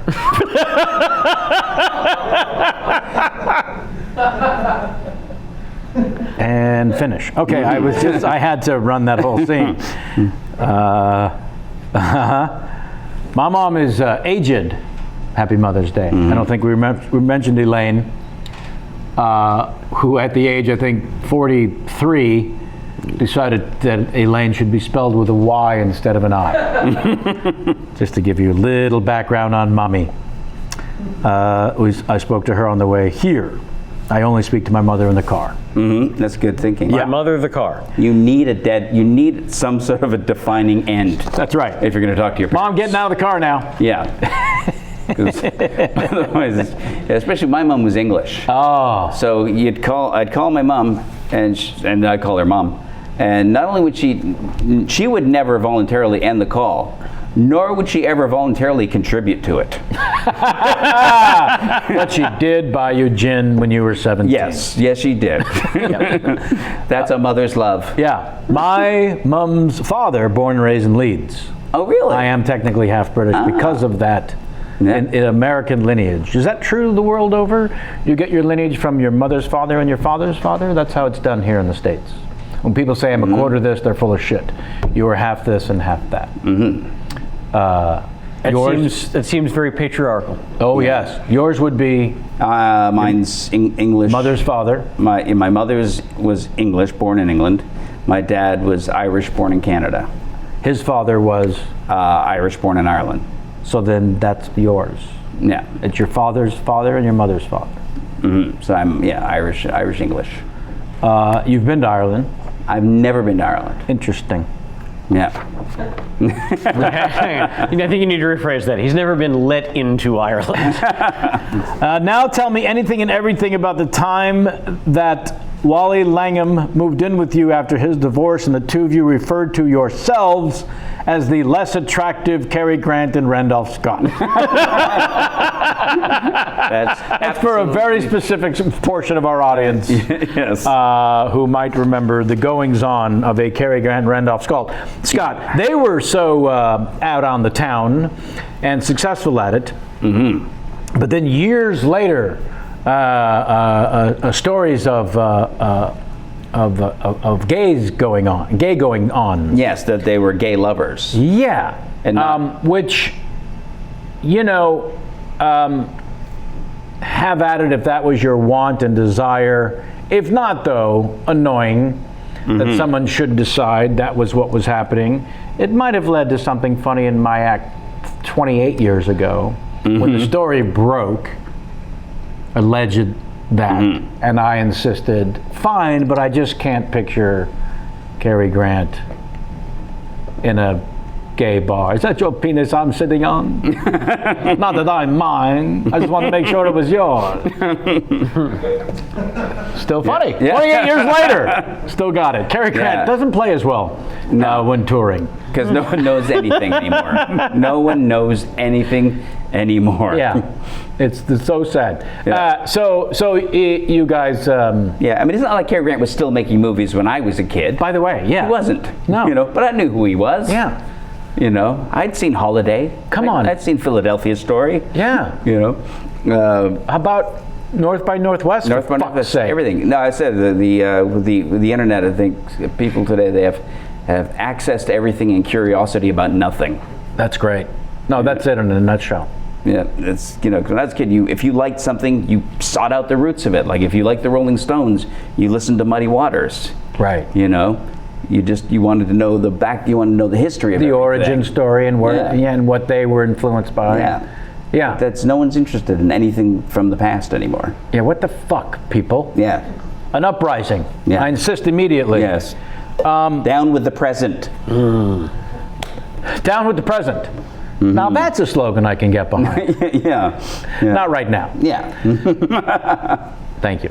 Are there one or two outings that you want to share of the less attractive version of Cary Grant and Randolph Scott? Well, it was basically just Wally and I were, because I had just gotten divorced. I'll say. And yes, and Wally originally wasn't divorced yet, but his wife had insisted that they move to Mammoth. And I don't know if you know this, that's not in Los Angeles. So Wally was commuting like 5 hours a day to work on Larry Sanders' show. Oh, God. And so I said, Wally, why don't you just live here? Just stay here. And While you're doing the show. yeah, while you're doing the shows and go home again. And then eventually his wife left him for a ski instructor in Mammoth. What are the odds? Yeah, I know. Why did she get this into her head? Why You know? be so obvious? Yeah. And so then I said, look, just stay here, you know, full time, just move in here. And so he moved in for, I don't know, about 6 months. And yeah, we both were people who enjoyed drinking a lot, and going out a lot. And about time. Yes, and we would go out at night and hang out at bars, and then when it got to closing time, we would empty the bars of as many of the eligible young women we could. I see. Back up to the house where the pool was heated to 95 degrees, and there would be parties that would go on all night. The aforementioned the naked parties. non-Sam Levine attended. Yes, and they said these parties became kind of minor legends in those days. Right. Only from the amount of minors that were found and led away. Yes, and but we had just had all these parties, and eventually, like, all sorts of celebrities would come through those parties over the years, and we managed to do much better than we would have separately. Yeah, and you created a locale. Yes, it was a place, and everyone so at the end of the night, people go, oh, their parties are great, we should go. And so Wally and I, neither of us are terribly handsome. I see. You know, but we managed to get laid a lot. I see. Back in the 90s. Yes. Those were the times. They were the times. And after 11 years of pretty much total celibacy in my first marriage, it was really fun. It was a really fun time. Yeah. The oh man. Yeah. I would say even a larger celebration of Mr. Gorbachev. Tearing down that wall. 11 years of annual sex. Yes. At best. Yes. Which, again, I ask you to go to the internet to find more about.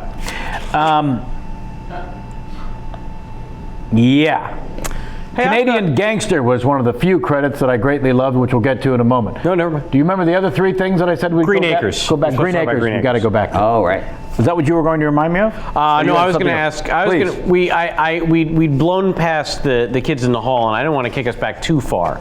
But I did want to take the opportunity to ask about my personal favorite Kids in the Hall sketch, which is you and Scott Thompson, and he is shoeless in the rain, and you, I believe, are running a butcher shop, but you do not speak English. Oh, right. Yeah. That is on paper, and as it was executed, but especially on paper, it is one of the most intellectually written sketches I've ever read. And hilarious. Hilarious to no end. But I'm just curious how, if you remember anything about that, how it came to be. I'm trying to remember now, because it wasn't my premise. Okay. I mean, I worked on it with, I'm trying to remember if it was Brian Hart sketch. I don't know if you know Brian. I think it might have been either a Brian Hutter or Norm Hiscock Oh. premise. So the idea, Kev, just to fill you in, the idea Please. is, so Scott Thompson wanders into this butcher shop off the street and he doesn't have shoes. And he asks Dave, do you know where the nearest shoe store is? And Dave's response is, I'd love to help you, but I'm afraid I don't speak a word of English. What? Oh, you're having trouble comprehending this. Let me explain. I never bothered to learn the language. Everything I'm repeating to you is just syntax that I've learned to repeat phonetically over time. I hope that answers all of your questions. The actual content of what I'm saying is a mystery to me. Exactly. And it goes on like this for minutes. Yeah. And you remember actual dialogue from it, clearly. I remember that, yeah. And at one point he just punches me in the you. stomach. Yeah, that's how it And I ends. still go this, explaining this is how this, explaining. I don't know what I'm saying right now, but I'm sure. But this happens all the time. Is that something you ever performed live as a group? Never. No. We only did it that one time on the show. May I suggest? We should do that live. Yeah, it's a That'd good be sketch. I great forgot about live. it. Yeah, That is my all-time favorite sketch. Yeah, that's good. I wish I could remember who wrote it now. Well, you'll I find know out. I worked on it, but it wasn't my. You'll find out soon enough. Yeah. I've been asked by Jamie to conjure up also Girl Drink Drunk. Oh, that one I definitely wrote. Yeah. Yeah, because that took me 2 seasons to get it in the show because the other guys didn't like it. Really? Yeah. Oh, it's Jamie's favorite. Yeah, I love that sketch. And that's based on a true story. Keep talking. Of how Kevin went from a non-drinker to a drinker. Uh-huh. Because we were in, I think, Winnipeg on tour, and Kevin had never had a drink in his life. And he went out with Mark McKinney, and Mark McKinney said, come on, Kevin, have a brandy Alexander. For fuck's Tastes sake. like candy. That's right. Tastes like candy. Yeah, and which is the same drink that Jack Lemmon used on Lee Remick in Days of Wine and Roses. So we got Kevin a sweet girl drink, and Kevin became just a girl drink drunk. Yeah. He would drink anything with an umbrella in it, And plenty of sugar. yeah, and he would get really drunk and loved it, and so I wrote the sketch based on that, about how Mark sort of seduced him into the world of drinking. Right. And where I played Kevin's part and Kevin played Mark's part in it. Right. Yeah, and we did it as kind of an homage to like Days of Wine and Roses Sure. and Lost Weekend. Right. With the Girl Drink Drunk. Yeah, and the reason I couldn't, the kids would, because I had written a montage into it, which was a montage of just nightclub signs going by, Sure. like neon signs going by as I'm running through the street, in place. And you couldn't get it in because that's too expensive. No, it was cheap to do. They just didn't get the reference. Like Kevin got it, but none of the other guys had ever seen a 40s movie with that kind of montage in it. That's crazy. Yeah, so it took a year to get it in the show. Oh. Thank you for prevailing Thank you. on behalf of Jamie. The Dr. Seuss Bible, on the other hand. Oh, and Cancer Boy.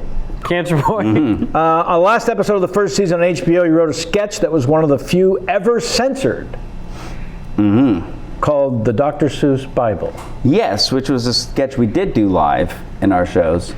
It was a sketch that was originally, it was Bruce's premise, and then I wrote up most of the script for it because I was better at the Seuss rhymes. But yeah, it was basically telling the Passion Play, but in Seuss verse. And we did it. See, it never aired in Canada. Wow. Because it almost never got made because when we wanted to shoot it, and this is the first year of the show when most of our crew were put on our show as a punishment. Wow. Because they'd made mistakes elsewhere in other shows. And so the carpentry team refused to build it. They Refused? Yeah. It was Too blasphemous, too disrespectful. my God. So the carpenters at the CBC refused to build the props. We had to hire outside carpenters to let's build just say the props. you hired Jews. We hired some Jews, yes. Who basically said, we get to kill them again? And once again, they hired the Italians. As a subcontractor. That's right. Yeah. The Roman sheriffs. It gives you legal distance. Right. What is it? Something ability? Plausible deniability. Yeah. Deniability, causability. Yeah. And then even HBO censored one shot from it. HBO ran it, but they censored one shot. We had a shot close-up. of the actual close-up of the nails going into the hands. Yes, of course. And so it's supposed to take that out. Yeah, that's not That's funny. not funny.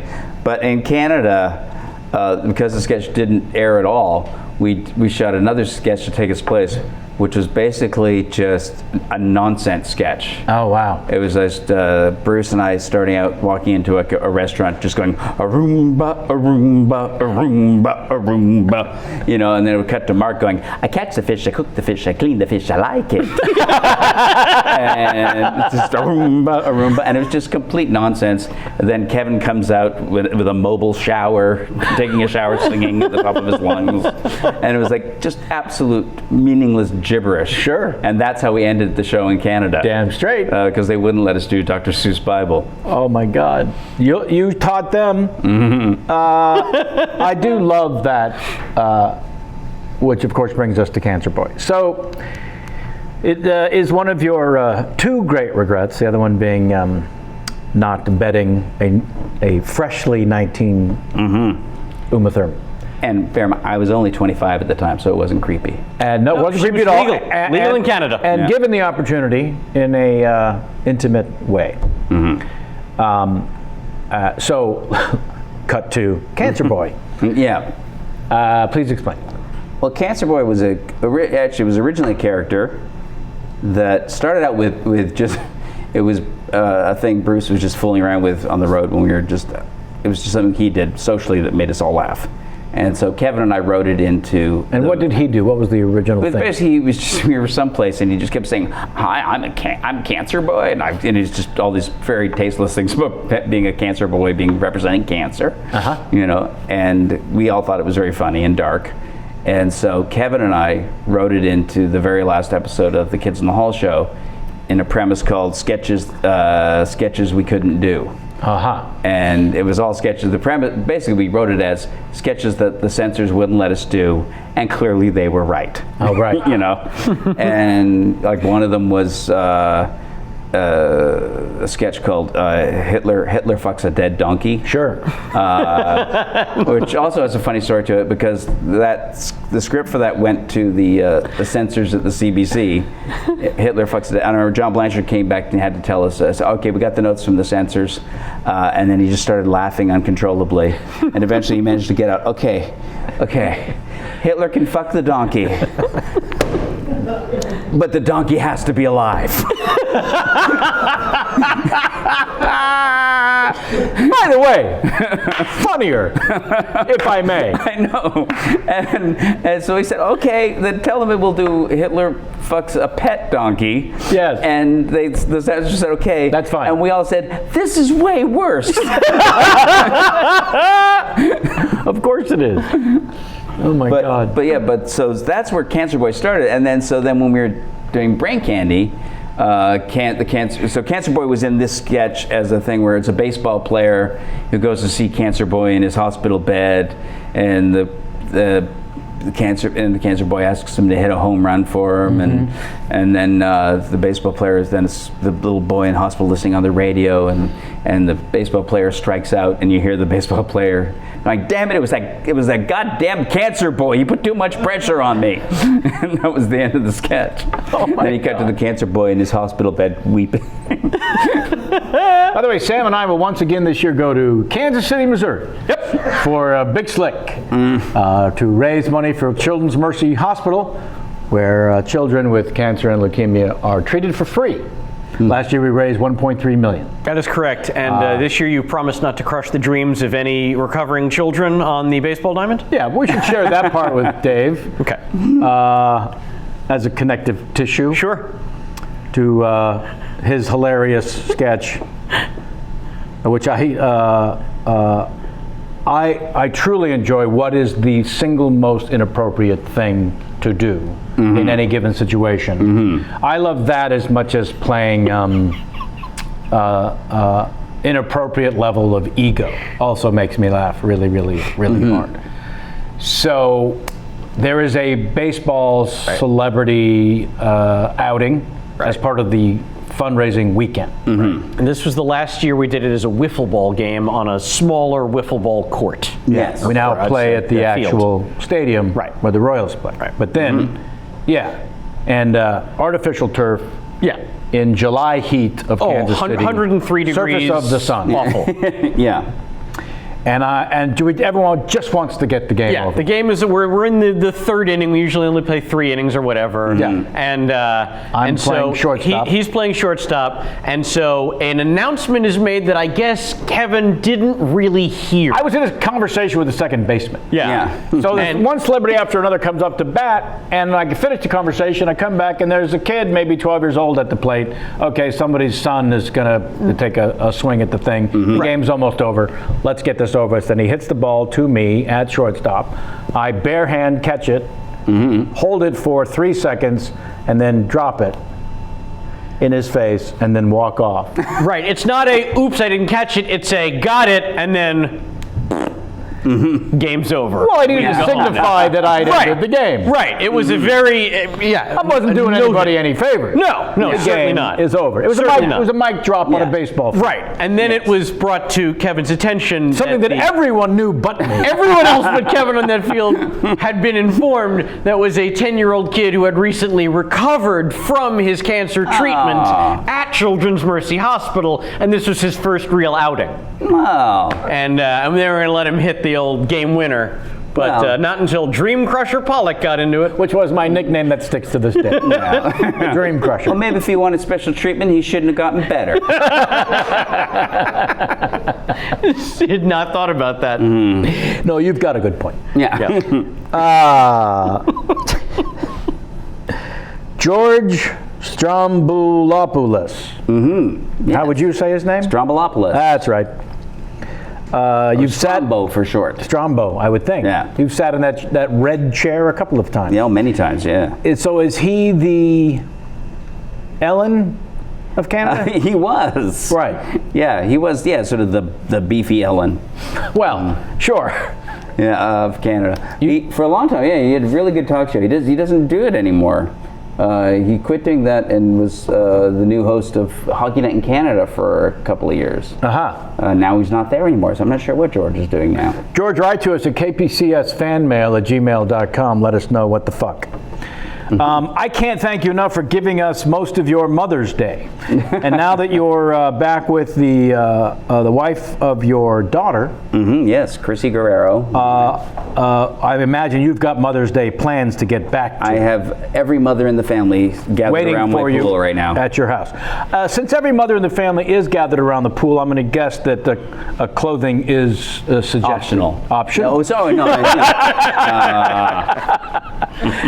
No, honestly and truly, thank you, love. Long overdue. We've wanted you here for Thank many, you. many years. All right, good. And this is wrapping just as I have to go pee desperately. Perfect. There's only one thing that stands between you and that enjoyable urinating. Oh, what? Yeah. Since you've got no history of improvising, this might be a problem. This is a devotation to Larry King when he would, right before going to the phone. How long will it take? Because I really have to pee. Oh, okay. Take off your mic and go pee. I'll wrap I up go the pee? show and you'll come back. I'll come back. Yeah. All right. I did force our guests today to drink 7 cups of coffee. In fact, Sam, I'm surprised you made it to a bottle and a half of water. You know, I'm in my 50s. Go, that's right, that's it. it's true. I want to thank our crew today. Ryan Noble joined us in place of Brad Register, who was waiting in the wings.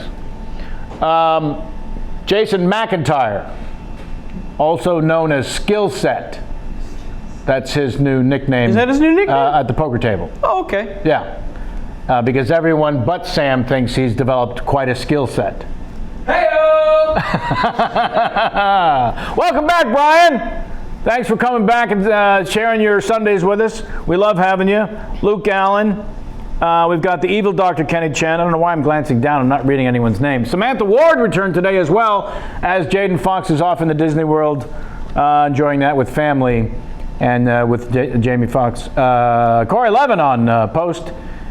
And Brian, you're handling the social media now, I understand. Do you understand this as well? Yes. Okay, good. I understand it, Kevin. Thank you very much for that. It's pretty good. And our guest today, Dave Foley, who not only co-founded the world-renowned Kids in the Hall, but a wonderful member of that team. If they come to a town anywhere near you in the near future, do everything you can to get your hands on some tickets. Again, upcoming guest for the Dave Trifecta, Dave Coulier, possibly next week, although there's also another possibility of a live show. We'll see how that works out. I'm not even going to say who it is because I don't want to get anybody's hopes up. Very well. Yeah, I've stalled all I could. You did. We'll buy him another. We can buy him another minute. I'm curious to see how this one plays out, quite frankly. Okay. Sam, have you ever been asked to do a Larry King game? I have. I've done it twice. I don't mean at the table. I mean from the chair you're sitting in now. No, I from the chair I'm sitting in, I don't believe I've been called to do one. I don't think you have. I don't think I have been called to do one. And we're a month overdue to celebrate our 2 months overdue to celebrate our 8th anniversary. Yeah. Let this be the gift that celebrates our 8th anniversary. As you play into your camera, your own Larry King game, have at it. Recently, I was asked to give my doctor a stool sample, and he said it was pure Melba toast. Pittsburgh, PA, you're on. Nice, a tip of the hat. Tip of the hat to the Pens, welcoming them and wishing them better success. Thank you. Hey, my pleasure. That was lovely. Happy to In throw a one out comedic way. And again, happy Mother's Day to Lynn. Yep. Yeah, no, he's in there for a while. There's nothing more we can do. And Elaine Harlow had the nerve to change her last name 37 years ago. That's it until next time, and as always, I mean honestly. Yeah, no, we can't. It's now a thing. It is a thing. It's now a sitting man. Yeah. Although, if I may, I think there's more comedy in Them Thar Hills if we do wait, because things have become fairly obvious. Look, I got nowhere else to be this afternoon. That it is not a 10-100. No. To use a show business inside baseball. To use a show business term that you kids out there should learn immediately. You'll go to the first AD when working on anything and say, I need a 10-1 or a 10-1. The credits, and he just comes back at the end. He does it at the end. Yeah, but then we're chancing that he's back by the end of the credits. Not only that, you've got music to interrupt. It's a lot more process in the post-production. The challenge. Dave Foley's back. We stalled beautifully, if not brilliantly. The hopes had been raised to such a level. Oh, I really hope they were on that camera. Well, we've got the TriCaster. We can ask for a choice in editing to choose that walk-by close-up in Sam and Jamie's camera. So the rules of the Larry King game. All right. David, if I may call you that. So, first of all, a bad Larry King impression takes all the pressure off doing a good one. I only want a bad one. I don't want a good one. All right. So it could be anything from falsetto to dragon sounds. It's that moment that right before Larry would go to the phones, he would look into the barrel of the camera and share something about himself that no one needed to know. To consider it useless information would be an understatement. So it's about Larry, it's not about you. A bad Larry King impression, sharing something about himself, and then go to the phone. If the name of the city is funny sounding, I'm going to say a city in Canada, the better. There's your camera when you're ready. And that's all the setup? Or That's the entire premise of the bit. All right. Okay. And now it can go anywhere. Larry King. Larry King. That's my Larry King impression. Prop glasses? There's my Larry King. Yeah. Larry King. This will disallow you to be able to see the camera. Okay, Larry King. Larry King. All right. We're about to go to the phones, but before we do, I just want to say that I was recently in the wonderful state of Maine, and in between motels. I was in one motel, but it turned out not to be satisfactory. Well, it turned out I was not satisfactory in the motel. If I can move on to another. But so I went to another motel, and on the way, I stopped by. There was a clinic. There was just a clinic. It was a free clinic, and I got a prostate exam in Maine. And if you're ever going to get a prostate exam, get it done in Maine. Maine is the most beautiful state in the country. Glorious, especially in the autumn. This was in the autumn. It was the fall colors were beautiful, and it turns out my prostate is fine. Let's go to the phones. Okay, we got a caller. Caller, where are you calling from, caller? Moose Jaw, sir. Caller, where are you calling?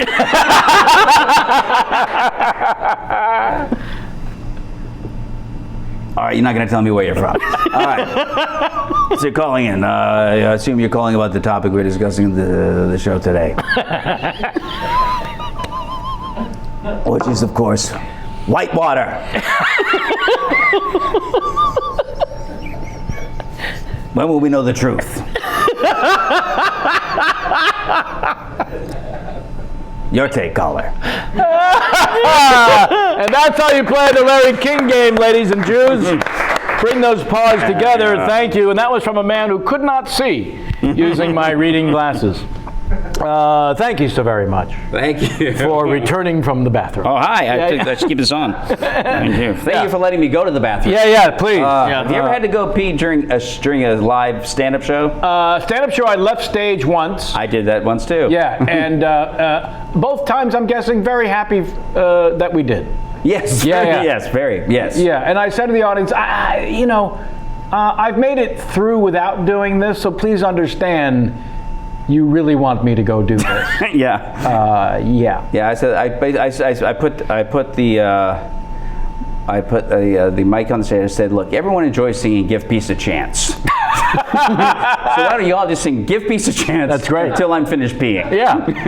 And then I bet it worked. And it did. Are you still doing stand-up live dates? No, I stopped doing it when I started doing Dr. Ken. Okay. Because I could afford to. Right. Stop doing it. But now Dr. Ken's been canceled. And Dr. Ken will not be back. It will not be back. Look for dates 3 days ago. Look for dates soon. Yes, soon as the bank account starts to run low. Yeah. Yeah. Congratulations on that run. All right. Or if you're recasting a pilot, America. I've heard you're difficult to work with and won't look people in the eye. That I'm is so true. sorry. That part is true. Yeah. I heard that's why Dr. Ken was, in fact, canceled. Yes. Said he won't look down the camera. Thank you very much, Dave. Thank you for having me. I will release you to your warm pool. That is our show. Until next time, man, as always, get out of my face.